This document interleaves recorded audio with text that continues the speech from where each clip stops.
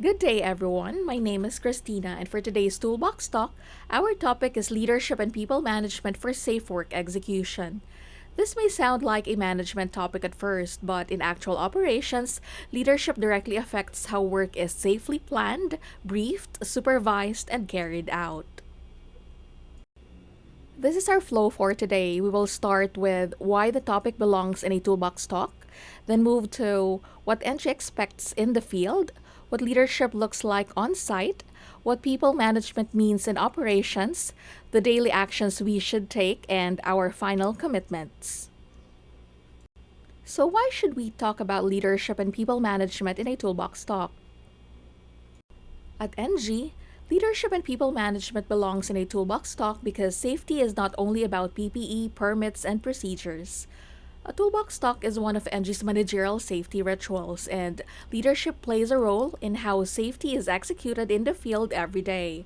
So, our goal is not only compliance but also preventing serious and fatal accidents. With that context, let us now move to what NG expects in the field. NG's One Safety Essentials apply not only to employees, but also to temporary workers, contractors, and subcontractors.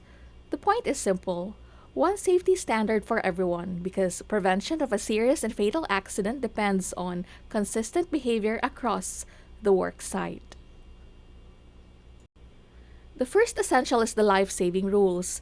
These are the basic rules intended to prevent the most serious incidents. When these rules are respected, many high risk situations can be avoided before they escalate. The second essential is the last minute risk assessment. This is the final pause before starting work.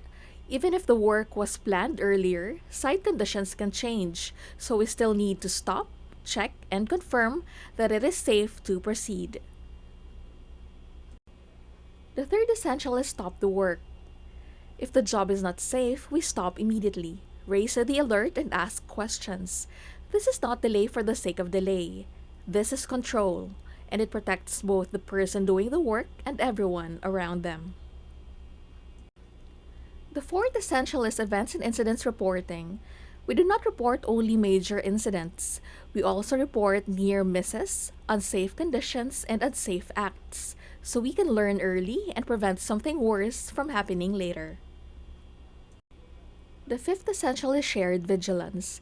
This means I do not only watch out for myself. I also stay alert for the safety of others, and I am ready to react when I see someone exposed to risk. So, this is why leadership and people management matter in a safety meeting. These essentials do not happen automatically. Leaders make them happen through briefing, follow up, intervention, and the decision to stop work when needed. From here, let us look at what leadership looks like on site. First, leaders must plan clearly. Before work starts, the tasks, hazards, controls, permits, and roles must already be clear. Many safety issues begin because the work starts with uncertainty. Second, leaders must lead visibly. It is not enough to give instructions from a distance. Leaders need to be present in the work area, observe the actual job, and see whether the work is really being done the safe way. Third, leaders must verify understanding. We should never assume the team understood everything just because the briefing was given. We need to ask, confirm, and make sure instructions are clearly understood. Fourth, leaders must intervene early. Unsafe acts and unsafe conditions should be corrected immediately. Small issues become bigger risks when leaders see them but delay action. Fifth, leaders must support stop work. If the job is unsafe, it must stop. Work should restart only when the correct controls are in place. That is how we protect people without compromise. So, when we put all of that together, leadership means making the safety essentials real. On site, leadership is seen in the briefing, the intervention, the follow up, and the decision to stop work when conditions are not right. With that, let us now look at the people side of execution. The next part is people management and operations. Good people management starts with assigning the right person for the task. If the person is not suited, trained, or ready for the work, the result can be wrong execution or loss of control. It also means setting a realistic workload and pacing. When the workload is too heavy or the pace is too fast, people start rushing, taking shortcuts, and becoming fatigued. That is when risk rises. Another part is respectful correction and coaching. In our setting, when people are corrected badly, they may stay quiet because of the hiya, avoid asking questions, or repeat unsafe behavior. Respectful correction helps people speak up and improve. Good people management also requires a follow up on issues raised. If concerns are reported but nothing happens, the same hazards will return and people will stop believing that speaking up matters. And finally, there must be alignment across ENGIE staff and contractors. If teams, trades, or shifts are not aligned, gaps appear in handover, communication, and execution. Those gaps quickly become safety risks. So the message is this: safety often breaks down when people rush, assume, or stay quiet. Good people management reduces human error and improves speak up culture. Now, let us turn that into daily action. The next section is about the daily actions leaders should take. Before work, leaders should lead the briefing, check the life saving rules, do the LMRA, confirm roles, and make expectations clear. Good preparation reduces confusion before the task even begins.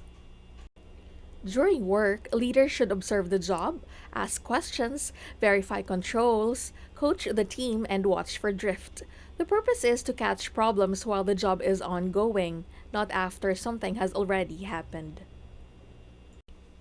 If unsafe, leaders should stop the work, raise the alert, correct the condition, and avoid restarting too early. Restarting before the controls are restored only brings the team back into the same risk. After work, leaders should report events, incidents, and near misses, close actions, and share the lesson. Safety does not end when the task ends. Learning and follow up are part of the work. Across all these stages, we also need shared vigilance. We stay alert not only for ourselves, but for everyone's safety, regardless of role or status. That is how safety becomes a team behavior, not just an individual one. With those daily actions in mind, let us now close with our commitments. Our first commitment is speak clearly. We should give clear instructions, clearly explain hazards, and clearly define what safe work looks like. Safety weakens when communication is vague. Our second commitment is listen early. We should listen when someone raises a concern, asks a question, or expresses doubt. It is always better to listen early than to react after an incident. Our third commitment is act immediately. When we see a hazard, an unsafe act, or an unsafe condition, we do not wait. Immediate action is one of the clearest signs of safety leadership. To summarize, safe work is not delivered by procedure alone. It is delivered by leaders who make safe behaviors visible every day. Leadership is a safety control when it shapes how work is planned, briefed, supervised, and stopped when unsafe. Remember, never compromise on safety. To summarize, we discussed why this topic belongs in a toolbox talk, what NG expects in the field, what good on site leadership looks like, what people management means in operations, the daily actions leaders should take, and our commitments. All of these lead to one final point: never compromise on safety. Thank you, everyone. Let us continue to keep safe, keep connected, and keep updated. And let us make leadership visible through safe work execution every day. This has been Carretero-Bonghanoy.